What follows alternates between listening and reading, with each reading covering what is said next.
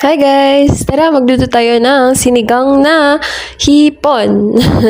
Syempre, tinipid-tipid ko lang yung mga, ano niyan, mga sahog. Kasi syempre, alam niyo na, walang budget. Syempre, pagkatapos ko nga gisahin yung sibuyas, luya. Actually, sibuyas and luya lang. Okay na yun. Pwede nang makaluto yun. Syempre, wala talagang budget. Ayan, nilagay ko na yung sabaw, sinabay ko na rin yung sili. Syempre, alam niyo na, kapag lutong-luto yung sili, masarap talaga yung ulam. Syempre, nilagay ko na rin yung okra, pati na rin yung labanos. Kasi ang bilis lang talagang kumulo dahil nilakasan ko lang talaga yung apoy. Kasi talagang lutong-luto na talaga. Ay, lutong-luto. Gutom na talaga. Syempre, nilagay ko na rin yung kangkong para syempre lumambot kagad yung mga tangkay. Kasi hanggang dulo dinamay ko na. Huh? Talaga naman. Ayan. So, yun. Pagkatapos nun, nung malapit na siyang kumulo, nilagay ko na kagad yung hipon para kapag kulong-kulo na siya, hindi na siya patatagalin pa.